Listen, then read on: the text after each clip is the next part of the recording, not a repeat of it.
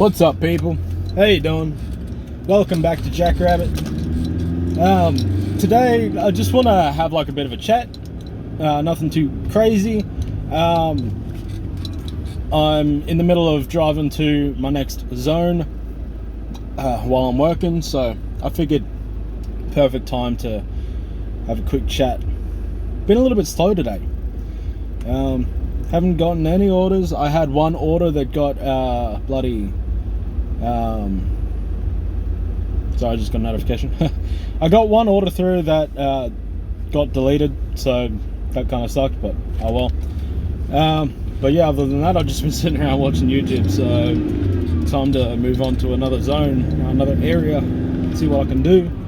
But I wanted to try and basically gloss over real quick a few things that I've learned about Halo Infinite so far, just after I've done my initial reaction video kind of deal, review. Now, the multiplayer AIs are 100% confirmed. I think they may have been confirmed for a little while because people are talking about them like they're not that much of a surprise, but maybe they I think they mentioned something about it in Halo Follower, and I don't really follow Halo Follower and all that kind of stuff. Sorry, not Halo Follower, the Halo Waypoint articles and all that kind of stuff I don't really follow. Halo Follower, the YouTuber I like. But yeah, so it looks like we are going to have like a completely customizable multiplayer AI that you can pick up in field, or maybe even some game modes you get just all the time, which is going to be crazy. The little skull icon, like the little grey face icon that we saw in the gameplay footage, is actually going to be a customizable item for the AI. So if you want to make it look like Dot, I suppose you could make it look like Dot, or something else. The superintendent, people were talking about that. Hidden Xperia was saying that it'd be cool if you could get the superintendent from Halo 3 ODST, and I agree, that would be kind of sick. Out of all the AI characters, that would definitely be one of them. But it seems like it's not going to be like one of these these massive Cortana AIs, and I can't remember the name of the one that was in Halo 4 and 5. No, the name's gone. Anyway, but there's been a couple big AIs like that in canon, but I don't think these are going to be like fully fledged in your face AIs. It's going to be more of a just a little companion, just something to just be like, okay, we're doing this objective now, and then we're going to go on and we're going to do this objective, and you've picked up this weapon, blah blah blah. Ordnance drops are inbound and all that kind of shit. Just basically, instead of having I think in Halo Reach, when we had the ordnance drops, there was you could hear like a pilot or something like that saying ordnance inbound or something along those lines. Instead of getting that kind of information from a predetermined voice actor, we're instead going to be getting it from this possible new AI system that will be pretty fucking awesome, if you ask me, because you'll be able to customize the voice, I think, possibly. Also, there's something in the recent gameplay premiere that I noticed, that everybody would have been able to notice because it was pretty bloody obvious. There's like this it's like a little bit of a hub, and people are suggesting that maybe it's like an active menu system instead of having the UI menu system or something like that.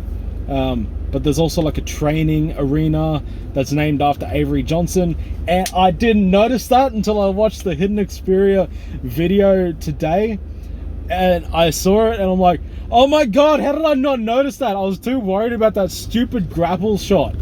I was too worried about the grapple shot to notice that, like, on the behind the guy using the shield, just before our character picks up the skewer with the grapple shot, just before that scene, there's a small clip where it's got Avery Johnson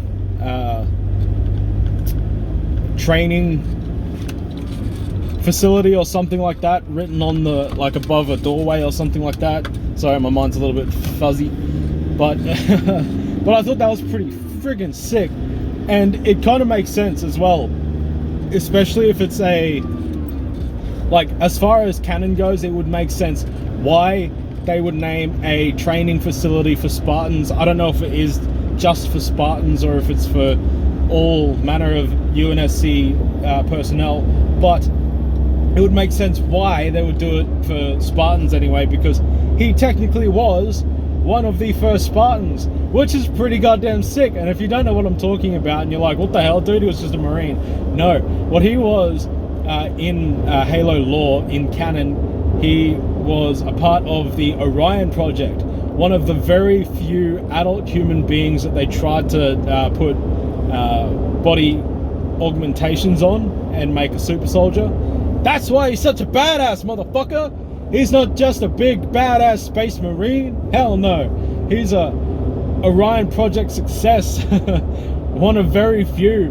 Like, most of them died or went insane or got injuries that were just way too severe to be able to even consider combat use. And Avery Johnson's just one of these badass motherfuckers that's like, yeah, what's up?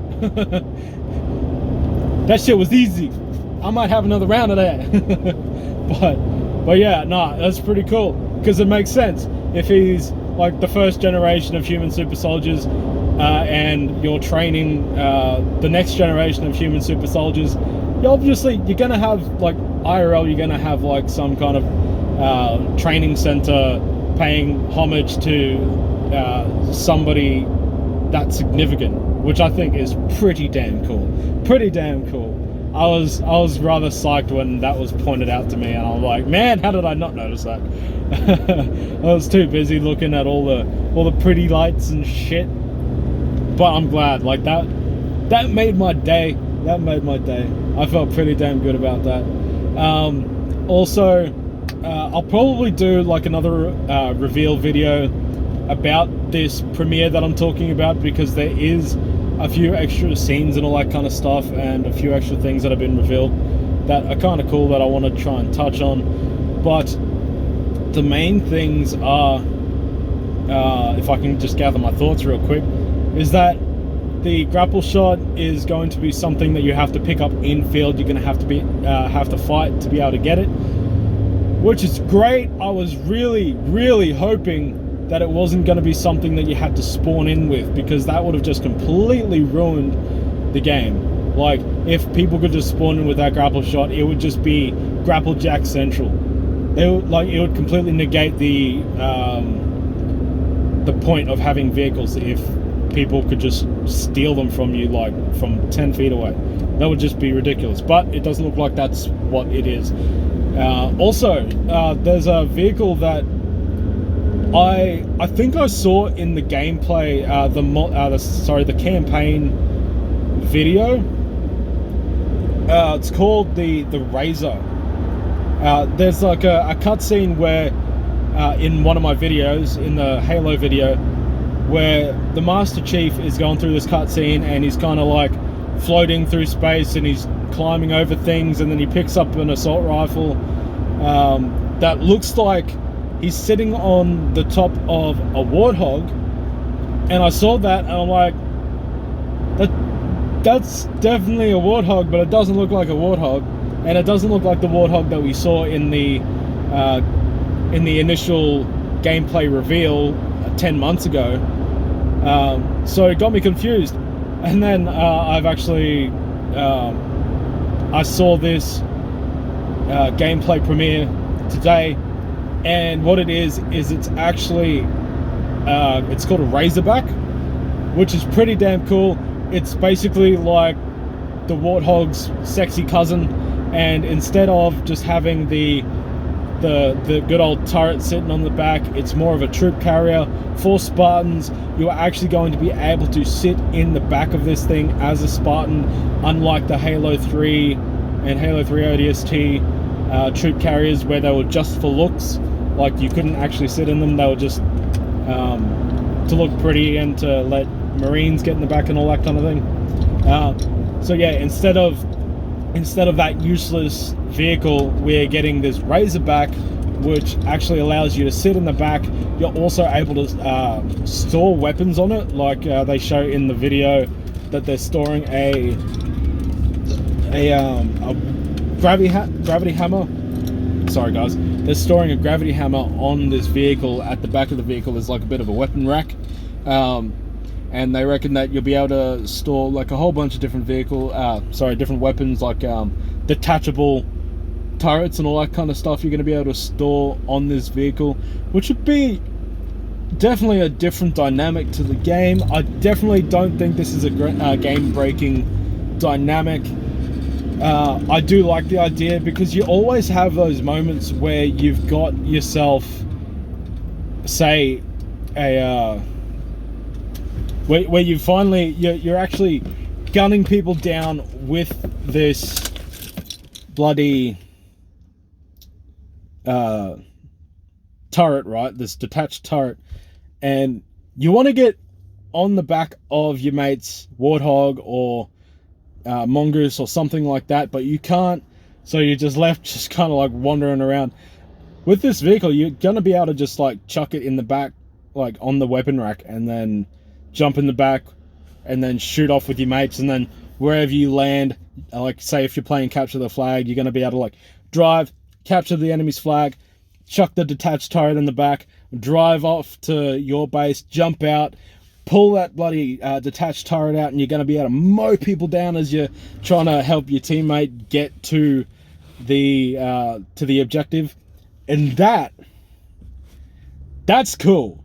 I don't give a shit who the hell you think you are, but that's damn cool. I like that. Also, there's a couple really neat looking weapons.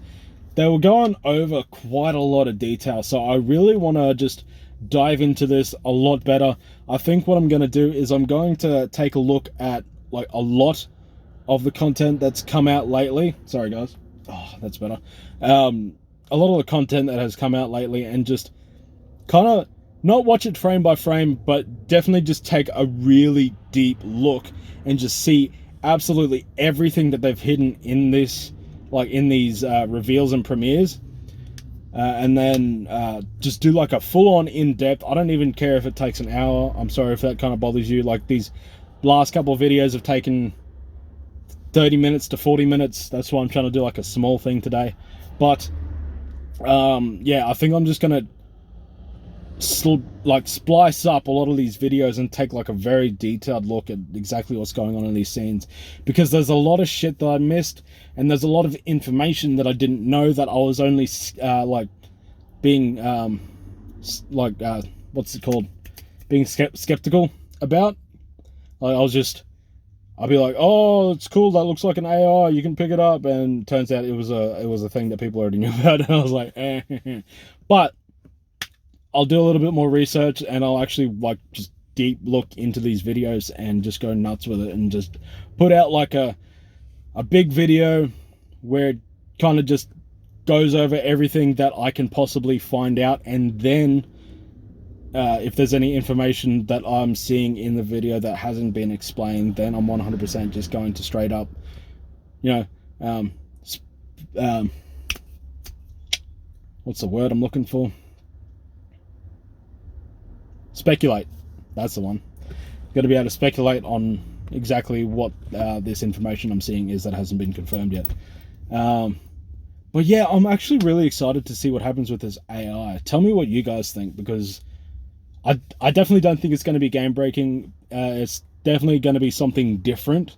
It's going to be something that we haven't had in Halo before, but it makes sense. I mean, Spartans, like the Master Chief, has had an AI for a long time, and it's something I didn't even know that I would enjoy in a Halo game.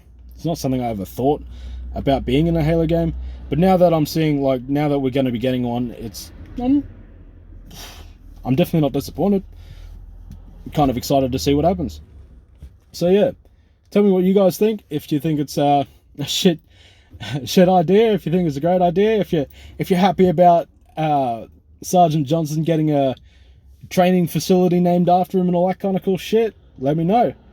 So yeah, guys, leave a quick like. Don't forget to subscribe, and whatever you do, don't forget to hit that notification bell so you get notified every time I come out with new content, because I'm going to be doing a lot of this, a lot more of this review kind of content, and going a little bit more in depth with YouTube, and trying to cement my position here as best as I can. Also, if you guys like watching TikTok, you can head over to my actually, you know what, I'll just link it down in the description. If you want to check out my Twitch, go check out my Twitch. Link will be down in the description. I'm going to try and bring all three of these worlds together, because I know that it's the nature of TikTok, right? That you'll get people scrolling through and seeing your videos, but I'm getting a lot more action over there on TikTok with all of I've uploaded quite a bit of gameplay content over there on TikTok, and it's getting consistent views. Like, it's not getting a lot of views, especially for TikTok, but it's getting consistent views. So I want to try and make my TikTok, my YouTube, and my Twitch all just like one, like, conglomerate. That way, I don't know, it's a lot easier for people to get access to my content as well, you know. That way, people who enjoy watching my TikTok stuff can go see me on Twitch, and then people who want to see like replays and reviews and all that kind of stuff, you can come here to YouTube and see me do that kind of stuff, and do like real life shit. Like, I still plan on doing, like, go out forbing and all that kind of stuff. I just haven't gotten around to it yet. So without any further ado, guys, that's all from me. I won't bore you with all that extra shit again. So yeah, have a great one, guys. I will see all of you legends in the next one. Stay tuned for this big ass video that I'm gonna do. Alrighty, guys, thanks.